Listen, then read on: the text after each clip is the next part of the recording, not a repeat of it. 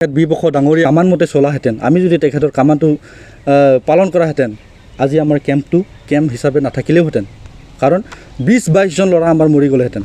আৰু লগতে লিডাৰ আৰু 5-6 জন বা 10 জনেই মৰি গ'লহেঁতেন। নমস্কাৰ,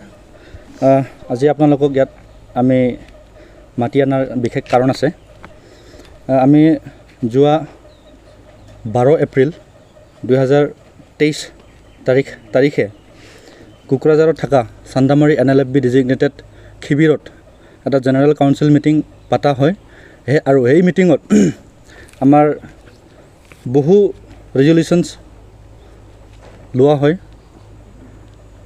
বিভিন্ন সদস্য আমাৰ জেনেৰেল কাউন্সিলত অংশগ্ৰহণ কৰা বিভিন্ন সদস্যবোৰে বিভিন্ন ৰেজলিউশ্যন উত্থাপন কৰিছে আৰু আমি এই ৰেজলিউশ্যন বা এই উত্থাপন কৰাৰ ওপৰত বহুত চিন্তাধাৰা কৰি কথা পাতিলোঁ আৰু কিছুমান ৰেজলিউশ্যন পাছ কৰি ল'লোঁ। তাৰে মাজতে আমি এটা কথা উত্থাপন কৰা হৈছিলে যে আমাৰ NLFB সংগঠনৰ ভাইচ চেয়াৰমেন তেখেত বিপক্ষ ডাঙৰীয়া, তেখেতৰ ওপৰত আমাৰ বিভিন্ন সদস্যবোৰে বিভিন্ন ধৰণৰ এলিগেশ্যনছ আনিছে আৰু এই এলিগেশ্যনছবিলাকৰ ওপৰত আমি এটা বহলকৈ কথা পতাৰ পিছত তেখেতক আমি সময় দিছিলোঁ যে 15 দিন তেখেতক সময় দিছিলোঁ যে তেখেতৰ ওপৰত যি এলিগেশ্যনছবোৰ জেনেৰেল কাউন্সিল মেম্বাৰকেইটা উত্থাপন কৰিছে, এই এলিগেশ্যনছৰ ওপৰত তেখেতে স্পষ্টীকৰণ দিব লাগে বুলি আমি তেখেতক সময় দিছিলোঁ 15 দিন। কিন্তু তথাপিও তেখেতে নিজৰ ওপৰত এলিগেশ্যনছ উঠাৰ ওপৰত কোনো ক্লেৰিফাই আমাক দিয়া নাই। তথাপিও তেখেতে এজন ছিনিয়ৰ এটা মষ্ট লিডাৰ হিচাপত আমি তেখেতক ৰেচপেক্ট কৰি আহিছিলোঁ, অনাৰ দি আহিছিলোঁ। কাৰণ তেখেতে যোৱা বহু বছৰ হাতত হাতিয়াৰ লৈ সংগ্ৰাম কৰি আহিছিলে। সেইকাৰণে আমি তেখেতক আৰু 27 এপ্ৰিলৰ পৰা ধৰি আমাৰ 5 দিন আৰু সময় দিছিলোঁ, কিন্তু তেখেতে 5 দিনৰ ভিতৰতো নিজৰ স্পষ্টীকৰণটো দিয়া হোৱা নাই। কিন্তু আমি যোৱা 2 মে তাৰিখে আমি ওদালগুৰি কেম্প আৰু কোকৰাঝাৰ কেম্প এটা ভাৰ্চুৱেল এটা মিটিং কৰা হয়। আমি কোকৰাঝাৰৰ পৰা আৰু ওদালগুৰিৰ পৰা এটা ভিডিঅ' কনফাৰেন্সেদি মিটিং কৰা হয়। তাৰে এইটো মিটিঙতে আমি এটা সিদ্ধান্ত ল'লোঁ যে আমাৰ এক্টিং ভাইচ প্ৰেছিডেণ্ট তেখেত বিপক্ষ ডাঙৰীয়াক সময় দিয়াৰ পিছতো তেখেতে নিজৰ এলিগেশ্যনছৰ ওপৰত স্পষ্টীকৰণ দিয়া নাই। তাৰ কাৰণে তেখেতক আমি এক্সপেল কৰা হ'ল বুলি 2 তাৰিখে আমি সিদ্ধান্ত লোৱা হ'ল। এই সিদ্ধান্তটো কোনোবা চেয়াৰমেনে লোৱা হোৱা নাই, এই সিদ্ধান্তটো কোনোবা GSA লোৱা হোৱা নাই, এই সিদ্ধান্তটো কোনোবা ব্যক্তিগতই লোৱা হোৱা নাই। এই সিদ্ধান্তটো লৈছে আমাৰ জেনেৰেল কাউন্সিল সকলোৱে সদস্যৰ অনুমতি লৈ এই আমাৰ সিদ্ধান্তটো লোৱা হৈছে। কাৰণ যোৱা বহু বছৰ বা বহুদিন বা বহু মাহ তেখেতে আমাৰ ওদালগুৰি কেম্প হিচাপে বহুত প্ৰব্লেম ক্ৰিয়েট কৰি থাকে। এই যোৱা অলপ আগতে আমাৰ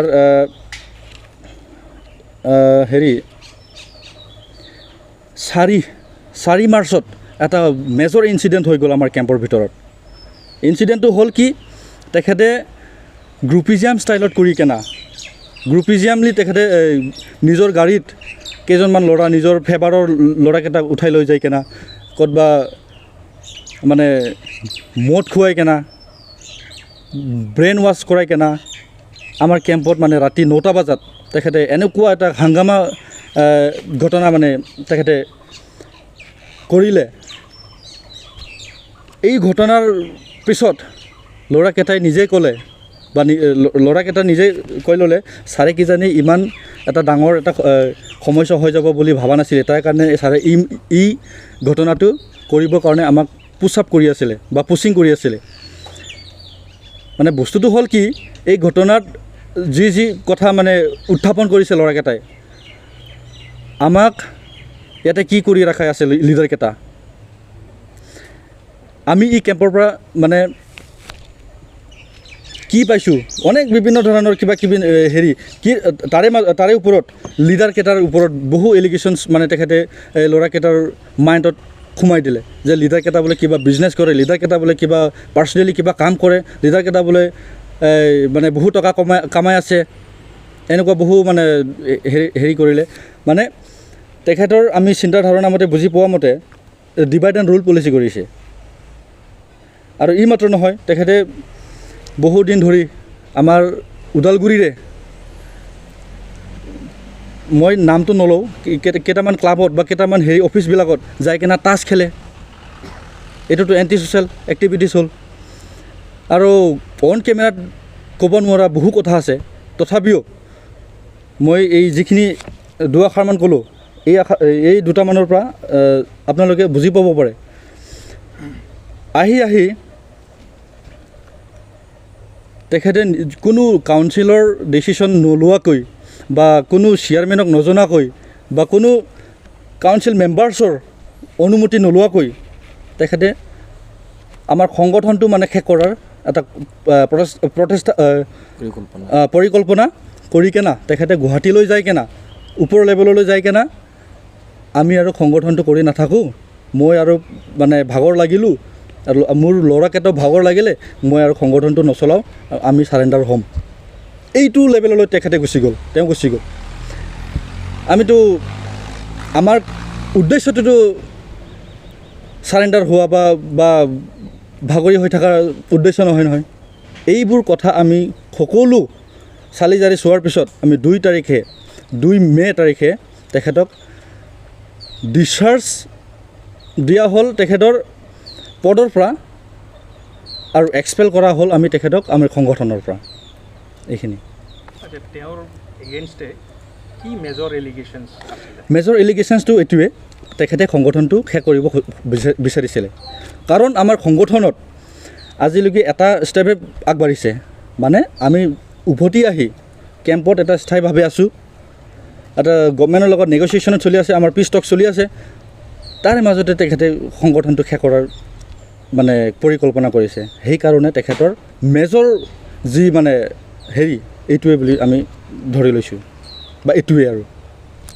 কি ধৰণৰ যি সংগঠনটো নিষেধ কৰিব খুজিছিল তেখেতে তেনেকুৱা ধৰণৰ যেনিবা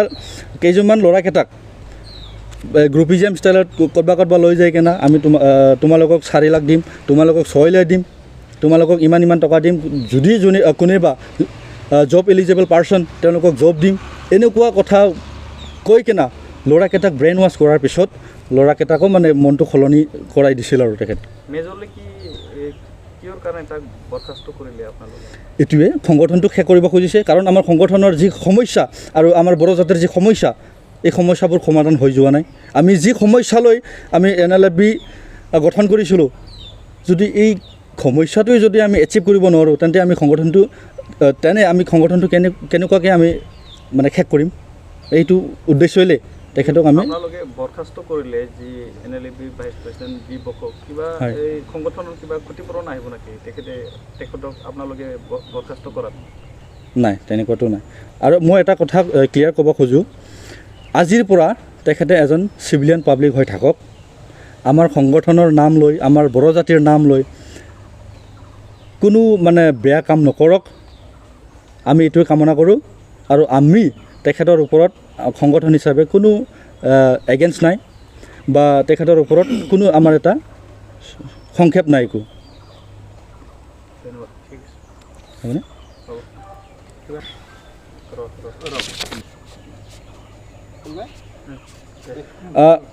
আৰু এটা কথা তেখেতে নিজৰ ফেভাৰৰ মানুহকেইটাক ইউজ কৰি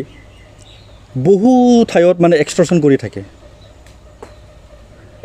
এক্সটৰ্চন কৰাৰ পিছত পুলিচে গম পায় পুলিচে কেম্পৰ পৰা মানুহ উঠাই লৈ যায় SP অফিচলৈ উঠাই লৈ যায় থানালৈ উঠাই লৈ যায় বহু থানা ঘূৰাই লয় আমি একোৱেই গম নাপাওঁ যে কিহৰ কাৰণে আমাৰ ল'ৰাকেইটাক উঠাই লৈ যায় কিনে থানাত সোধপোছ কৰিব গৈছে আমি একোৱেই গম নাপাওঁ কিন্তু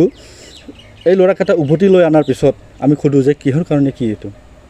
ছাৰ এনেকুৱা যে আমাক মানে ভাইচ চেয়াৰমেন বস ছাৰে এনেকুৱা কামান দি কেনে আমাক পইচা খুজিব দিছিলে। এই পইচা খোজাটো কমপ্লেইন কৰিছে পুলিচক, তাৰ কাৰণে পুলিচে আমাক ধৰি লৈ যাই কেনে হেৰি কৰিছে বুলি এইবোৰ কথা। আৰু তেখেতে এনেকুৱা মানে ধৰণৰ মানুহ, কিবা এটা যদি মিষ্টেক হয়, কিবা এটা যদি ভুল প্ৰান্তি হয়, তেন্তে তেখেতে ডাইৰেক্টলি মৰাই থোৱাৰ এটা হেৰিটো কামানটো দিয়ে। এইটো মই কোৱা কথা নহয়, এইটো কোনোবা একজন ব্যক্তিগত কোৱা কথা নহয়, এইটো সকলো মানে ল'ৰাকেইটাই কোৱা কথা। এইটো মই আপোনালোকক নাম লিষ্ট দাঙি ধৰি ক'ব পাৰোঁ কাক কাক মাৰিব দিছিলে। আমি যদি তেখেতৰ কামান মতে চলাহেঁতেন, আমি যদি তেখেতৰ কামানটো পালন কৰাহেঁতেন, আজি আমাৰ কেম্প হিচাপে নাথাকিলেওহেঁতেন। কাৰণ 20-22জন ল'ৰা আমাৰ মৰি গ'লেহেঁতেন, আৰু লগতে লিডাৰ আৰু 5-6জন বা 10জনেই মৰি গ'লহেঁতেন। এনেকুৱা কামান দিয়ে। আৰু যদি ভুল কৰিছে আমাৰ সংগঠন হিচাপে, আৰ্মি ফৰ্মেশ্যন হিচাপে কিছুমান ৰুলছ এণ্ড ৰেগুলেশ্যনছ আছে, কোনটো মানে ভুলৰ কিমান মানে শাস্তি পাব। কিন্তু তেখেতৰ এটাই কামান যে ই যদি ভুল কৰিছে ইয়াক মাৰি থ, পুতি থ, ইয়াক গলা কাটি থ, এনেকুৱা মানে তেখেতে কামান দি থাকে। তো এইবোৰ বিষয়টো লৈ আৰু মানে মই যিমানখিনি এলিগেশ্যনছৰ ওপৰত আপোনালোকক ক'লোঁ আপোনালোকৰ আগত, এইবোৰ বিষয়টো লৈয়ে আমি তেখেতক ডিছচাৰ্জ দিয়া হৈছে।